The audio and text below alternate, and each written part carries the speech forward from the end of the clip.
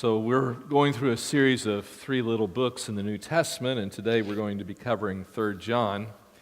And just like 2 John, 3 John is very much concerned about the truth.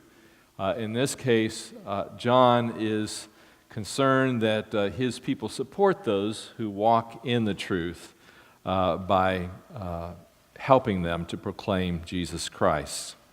So I'm going to invite you to turn in your Bible to 3 John. It's 2 books before the book of Revelation. And while you're turning, I'll give you a little background to this letter. John is the Apostle John. He refers to himself with the affectionate title of the Elder. This letter is probably written somewhere between 90 and 95 A.D. Truth is its key theme, and his main goal is to encourage us that we should support those who walk in truth in order to become fellow workers with the truth. And you could say that his key verse of this letter is verse 8, where he writes, "Therefore we ought to support such men so that we may be fellow workers with the truth." So John is writing to Gaius, and so let's read verses 1 through 4. "The elder to the beloved Gaius, whom I love in truth, beloved, I pray that in all respects you may prosper and be in good health, just as your soul prospers. For I was very glad when brethren came and testified to your truth, that is, how you're walking in truth. I have no greater joy than this, to hear my children walking in the truth." So Gaius is a fellow Christian who John loves in the truth.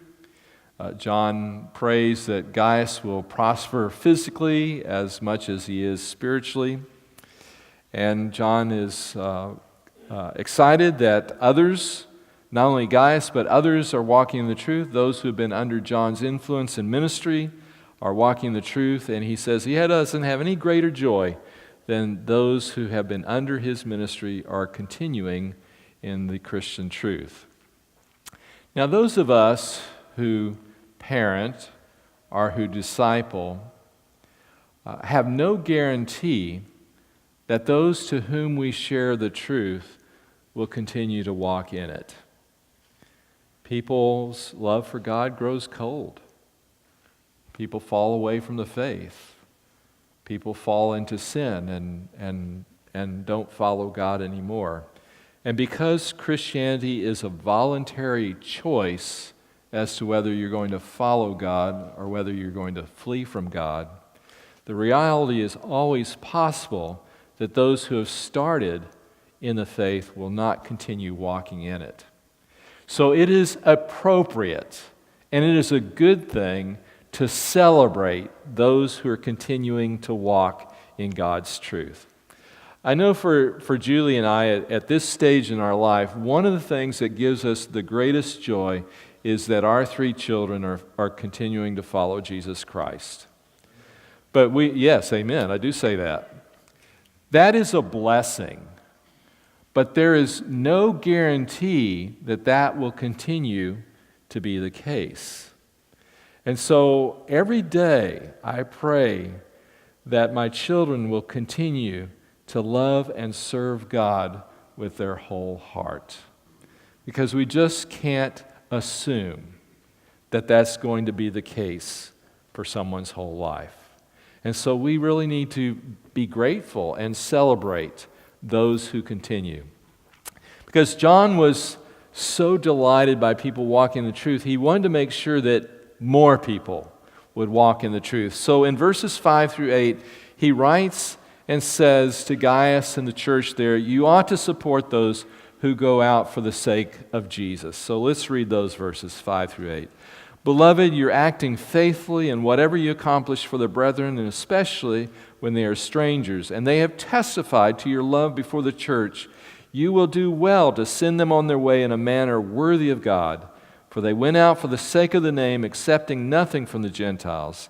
Therefore, we ought to support such men, so that we may be fellow workers with the truth."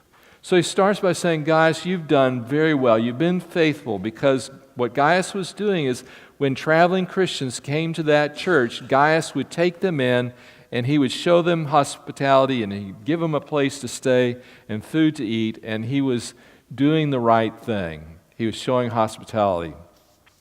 I don't know if you're aware of the fact that the early Christian church was noted for its hospitality. I want to read to you something that Aristides wrote in AD 125. He said, "When the Christians find a stranger, they bring him into their homes and rejoice over him as a true brother. If they find poverty in their midst and they do not have spare food, they fast 2 or 3 days, that in order that the needs of the person might be supplied with necessities." Now, when I read that, I was convicted.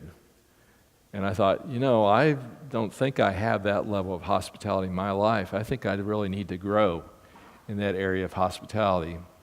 And what that quote reminds us of is you don't have to have a lot of possessions or wealth to be hospitable. Imagine these believers, they would fast for 2 or 3 days so they'd have enough food to share with their guests. And that example really convicts me. There's another way where you can encourage God's worldwide mission in addition to taking in Christians, and that is to show hospitality to those who are foreigners, who are unbelievers, who are living in the States right now. And I want to read to you another example of that happening. A Chicago businessman called his wife to get her okay for him to bring home a visiting foreigner as a guest for dinner that night. At the time, the wife had 3 children in school and 1 preschooler, so there were plenty of more important things to do than entertain strangers. But she consented, and the meal came off without a hitch. The foreigner, an important Spanish official, never forgot that meal. Years later, some friends of the Chicago family went to Spain as missionaries. Their work was brought to a standstill, however, by government regulations. When the Spanish official got word that the missionaries were friends of that Chicago family, he used his influence to clear the restrictions from the missionaries. There's a church today in that province of Spain due in part to that one meal. So what you do here can make a difference for the kingdom there. So John goes on to tell Gaius, you've done well in welcoming people. I want you to send them on their way in a manner worthy of God. And what he means is I really want you to equip and provision them on their next leg of their journey. And I read a quote by a lady in the book Financial Support for World Missions that struck me. She said, "Why is the Church of Jesus Christ allowing young people to itinerate the length and breadth of the land with a tin cup and, as it were, pleading for support to allow them the privilege of going to share the message? They have been trained, they're ready to go.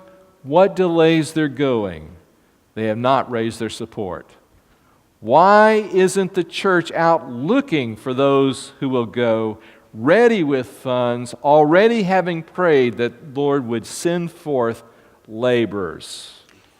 Well, that's a very good question. Why isn't the church already doing that? Why aren't we sending people forth in a manner that's worthy of God? So what John does is he gives 3 reasons why we should do this in verses 7 through 8. First, he says, they went out for the sake of the name. What he's saying is, when you help them, you're helping Jesus. When you support them, you're giving glory to the Lord and furthering His work. That's the first reason he gives. The second reason he gives is he says they're accepting nothing from the Gentiles. So the policy of these Christian travelers was that they would not take any money from unbelievers. Now there's a historical context to that practice. Back in that time, there were a lot of people traveling around as itinerant preachers proclaiming different religions, and they were collecting money from their audiences to support them. And you were never quite sure if they really believed in the religion they were preaching or whether they were just using religion as a way of making money. And so the Christians early on decided that the missionaries would not seek financial support from the people to whom they were ministering, so that those people would realize that they were not proclaiming the gospel in order to make money. Or to put it in another way, that Christianity wasn't just another way to get their money from them. And that policy not only was practiced then, but that's the basic policy of most missionaries today. Most missionaries who go out do not seek support from the people to whom they're ministering. Well, that being the case, it's still true that missionaries have to eat, they have to wear clothes, they have to travel, they have to buy medicine and pay for medical bills and intervention, and so that money has to come from somewhere. So where does it come from? Well, sometimes missionaries will go and they will earn the money themselves. They will be what's called a self-supporting missionary. And that sometimes works very well, and that's the only way to get into countries that are closed countries that will not accept missionaries. You have to go as a self-supporting missionary. So that method works well in many cases, but there are some drawbacks to that method. One of the drawbacks is you go to another country and work, you may be taking a job away from some native that desperately needs that job. The second thing is you lose your mobility and your flexibility to minister because now you're tied down to a job and you have to be there so much of the time, and you can't just go off and minister somewhere else or just have a lot of flexibility in your day to meet the needs of people. You're tied down to that job. So sometimes the best way to do it is for those who cannot go to the mission field to support those who can go, and so that they can minister overseas without those limitations of having to work.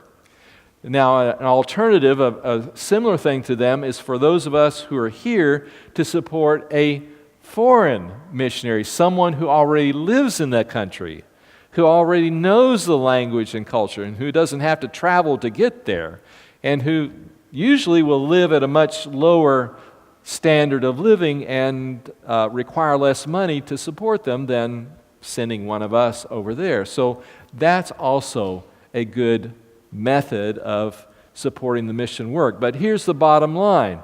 You can't expect non-believers to finance the advancement of a gospel in which they do not yet believe. And so it is us who have to do the support for those who go and proclaim Christ.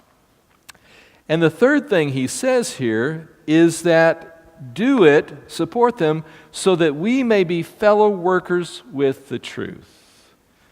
And what John is saying there is when you support someone who goes somewhere else proclaiming Christ, you become a fellow worker with them. It's almost as if you're there side by side with them, helping them do what they're doing. That's how God sees it.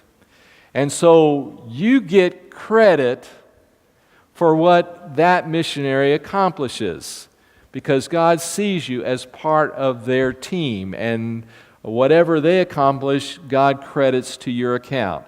Now get this, this is one of the few times that you can pay money to gain a blessing from God and to gain eternal reward. How great is that? What an amazing investment opportunity that is. That you can exchange something that is going to pass away when you die, your money and your support, and you can gain something forever in heaven just by supporting those who are proclaiming God's truth somewhere else. So John says, man, that's what you should be doing. And then he says, you know, you ought to be doing that, and I don't think all of us get that opportunity. I don't think it really filters down into our heart what that opportunity is. So I want to share with you another story from the book Nothing to Win but the World by Clay Cooper. Listen to this. I have seen our Korean Christians weep because they had nothing more to give. They came forward, emptied their pocketbooks, and placed their pocketbooks in the offering, taking their glasses from their eyes, rings from their fingers, clothing from their backs, shoes from their feet. They placed them on the altar and then cried because they had nothing more to give. I've known some to leave the meeting, go to their homes, get their bedding and the remainder of their clothing, and bring them saying, "Sell them for the offering." I've seen our precious native preachers who had come to the conference from 200 miles distance, place their return bus tickets in the offering and say, "Redeem them and give the money to missions. We will walk home." The Korean church knows how to give. Now, I was embarrassed enough by the example of the church in the first century with their hospitality. When I read that quote, I thought, I want to just hide in a hole and say, follow their example, don't follow mine. Now, Julie and I have, throughout our life, we've given more than 10% to God's work, but we have never done something like that. That just convicts me to no end. Those people know how to send someone off in a manner worthy of God. That's our opportunity and our privilege, if we will take it, to support those who go out. Now, John continues, and in verses 9 through 11, he says, "Do not imitate dreadful Diotrephes, who did not support traveling missionaries." Dreadful Diotrephes. Now, I added that to the text. But this is what he says. "I wrote something to the church, but Diotrephes, who loves to be first among them, does not accept what we say.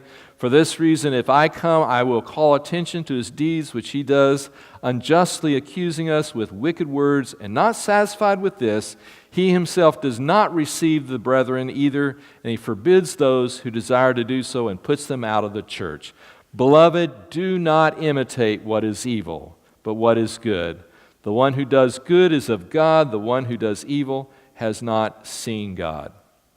So John had previously written to Gaius in this church, and the church leader, or the church boss, by the name of Diotrephes, had not accepted that letter and was still not accepting anything from John, and apparently had not even read the letter to the church. And John's evaluation of Diotrephes is that Diotrephes loves to be first among them. And someone who always has to be the first usually doesn't want any other firsts in the room. And so Diotrephes was refusing to acknowledge the authority of John and to allow him to influence the people. And not only that, that wasn't the worst of it in John's eyes. The worst of it was that Diotrephes was not welcoming these traveling Christians into the church, and he was forbidding other Christians from doing so. And those who wouldn't listen to them, he was kicking them out of the church.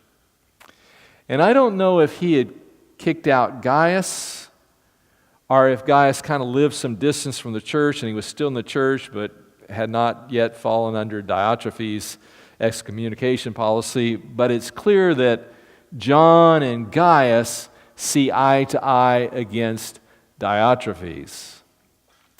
And so John says, if I come there, I will publicly talk about Diotrephes and his deeds. And wouldn't you have wanted to be in on that meeting? He says Diotrephes has been slandering us by saying evil words about us. Now, there's a humorous story.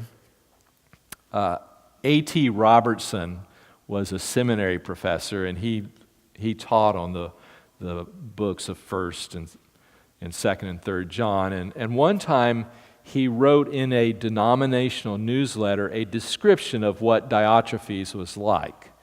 And he said things like, well, this man is the self-appointed boss of a church. He's excommunicated certain people, and he pretty much screens everything, and only those things he wants he lets happen in the church.